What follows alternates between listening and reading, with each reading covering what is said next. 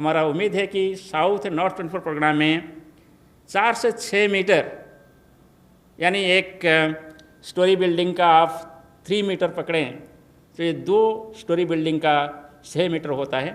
सो 4 से 6 metre height का astronomical Tide के ऊपर टाइडल वेव आने का उम्मीद हो रहा है।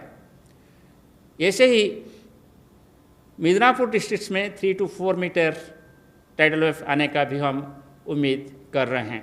जैसे आप ये फिगर में देख रहे हैं, जो ब्लैक लाइन है वो अभी तक जो पाथ या ट्रैक है साइक्लोन का वो है, और जो रेड लाइन है वो फोरकास्ट ट्रैक है। तो इसके हिसाब से हम उम्मीद कर रहे हैं कि 20 तारीख को आफ्टरनून से इवनिंग के बीच में वेस्ट बंगाल और बांग्लादेश तट को दीघा और हाटिया आइलैंड के बीच में सुंदरबंस के आसपास पार करेगा, और तब वो एक एक्सट्रीमली सीवियर साइक्लोन स्टॉर्म होगा और इसका wind speed 165 to 175 kilometre per our और गस्टिनेस में 195 किलोमीटर पर आवर हो सकता है। सो आप इसका विंड स्पीड को कंपेयर करें, आप देखेंगे कि ये बहुत ही इंटेंस साइक्लोन है। इसका एक्सटेंसिव डैमेज या लार्ज स्केल डैमेज करने का पोटेंशियल है, और सबसे ज़्यादा इम्पैक्ट वहाँ होता है जहाँ वो तट को पार करता है। इसलिए सबसे ज़्यादा इम्पैक्ट इसका वेस्ट बंगाल का जो साउथ एंड नॉर्थ 24 परगना है और ईस्ट मिदनापुर डिस्ट्रिक्ट है, वहाँ ज़्यादा होने का उम्मीद किया जा रहा है। ये जो आप मैप देख रहे हैं ये विंड फोरकास्ट है। इसके हिसाब से कोस्टल उड़ीसा से शुरू करके वेस्ट बंगाल और बांग्लादेश के इलाका में विंड स्ट्रांग रहेगा। आज रात से कोस्टल उड़ीसा के आसपास जो समुद्र इलाका है वहाँ विंड स्पीड 45 से 55 किलोमीटर पर आवर रफ्तार में शुरू होगा, और धीरे धीरे बढ़ के नॉर्थ कोस्टल उड़ीसा में 20 तारीख को विंड स्पीड 110 to 120 और गस्टिनेस में 135 किलोमीटर पर आवर हो सकता है। और जब ये तट को पार करेगा वेस्ट बंगाल और बांग्लादेश कोस्ट को दीघा और हातिया आइलैंड के बीच में सुंदरबन के आसपास, तब इसका wind speed 165 to 175, gusting 195 kmph होने का उम्मीद है। इसके साथ साथ माने साउथ 24 परगना, नॉर्थ 24 परगना और ईस्ट मिदनापुर के साथ साथ जो कलकत्ता, हुगली, हावड़ा डिस्ट्रिक्ट से वेस्ट मिदनापुर है, वहाँ भी स्ट्रांग विंड रहेगा 110 to 120 kilometre per hour, gusting 230 kilometre per hour. So वहाँ भी मेजर डैमेज हो सकता है। मैं आपको यहाँ बोल के रखूँ, ये जो विंड स्पीड है, ये विंड स्पीड में large scale damage to structures हो सकता है, यानी wide spread damage to thatched houses, tin houses, asbestos houses, slum areas, और इसके साथ साथ uprooting of large avenue trees, और इसके साथ साथ जो पक्का स्ट्रक्चर है, ओल्ड पक्का स्ट्रक्चर है, वो भी इम्पैक्टेड हो सकता है। जैसे अभी आप देख रहे हैं ये रेनफॉल का फोरकास्ट है। जो रेड कलर है वो दर्शाता है कि वो एक्सट्रीमली हैवी रेनफॉल जोन है। हमारा ये उम्मीद है कि वेस्ट बंगाल में स्पेशली कोस्टल डिस्ट्रिक्ट्स में heavy to extremely heavy rainfall होने का उम्मीद किया जा रहा है, यानी South and North 24 Parganas, West and East Midnapore and Hooghly, Calcutta, Howrah districts में हम heavy to extremely heavy rainfall उम्मीद कर रहे हैं 19 तारीख को और 20 तारीख को। और इसके साथ साथ उड़ीसा में नॉर्थ कोस्टल उड़ीसा डिस्ट्रिक्ट्स में हम isolated heavy to very heavy rainfall भी एक्सपेक्ट कर रहे हैं। एक्सट्रीमली हैवी मीन्स 20 सेंटीमीटर से ज़्यादा, हैवी मीन्स 6 से 12 सेंटीमीटर, और वेरी हैवी मीन्स 12 से 20 सेंटीमीटर का रेनफॉल 24 आवर्स में। और सबसे बड़ा जो खतरनाक होता है कोई साइक्लोन में वो होता है कि tidal wave. Next slide, next और नेक्स्ट। टाइडल वेव, ये जो एरिया है वेस्ट बंगाल का, यानी मिदनापुर और साउथ एंड नॉर्थ 24 परगना, वो बहुत शैलो एरिया है। ऐसे ही वहाँ एस्ट्रोनॉमिकल टाइड बहुत अंदर तक आ जाता है।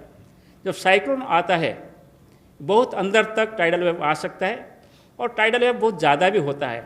मैं आपको ये जानकारी दूं, समग्र विश्व में जितना टाइडल वेव रिकॉर्ड किया गया है इसमें सबसे ज़्यादा टाइडल वेव इस एरिया में रिकॉर्ड किया गया है साइक्लोन की वजह से, वो है 13 मीटर्स एवोव एस्ट्रोनॉमिकल टाइड।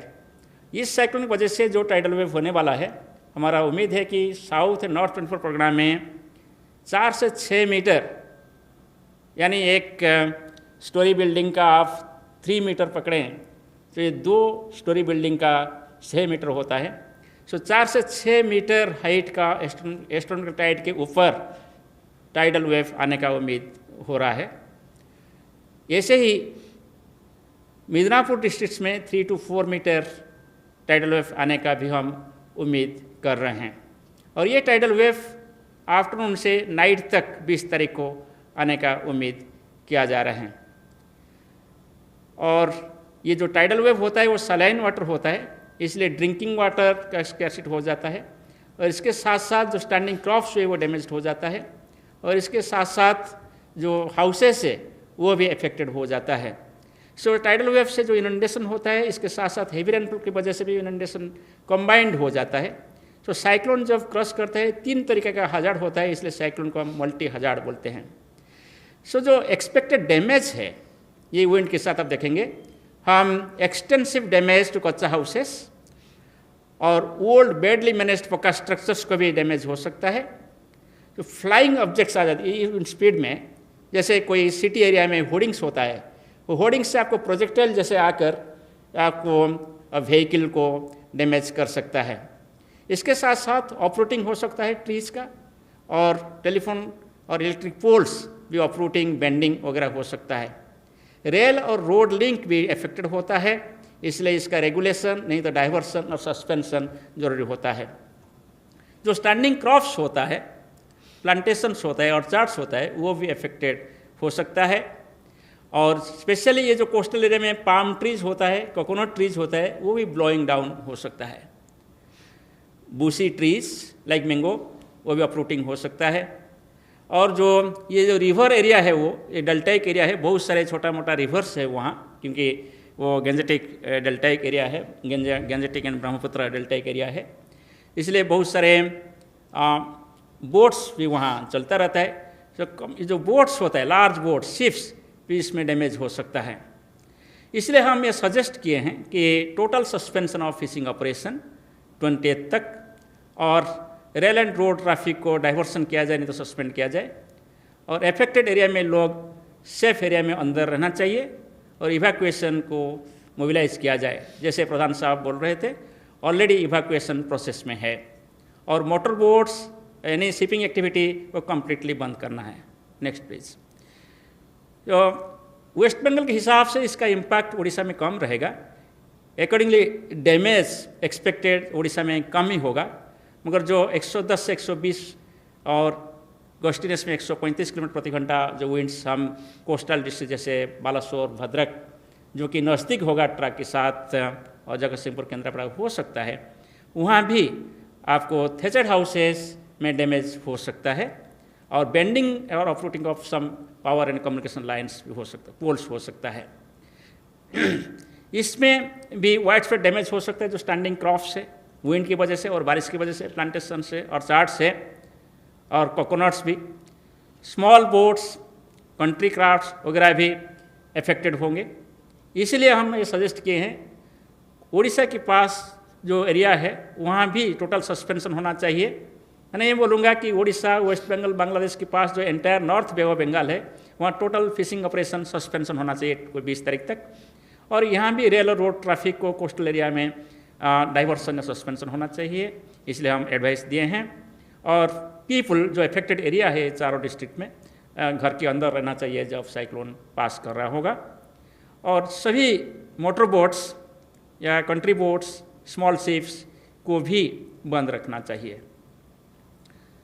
सो ये है जो हम जानकारी दे रहे हैं। हर 3 घंटे हम साइक्लोन के बारे में नज़र रख रहे हैं और स्पेशल बुलेटिन इशू कर रहे हैं। ये special bulletin all concern state governments, media और जनरल पब्लिक को भी हम आपके माध्यम में दे रहे हैं।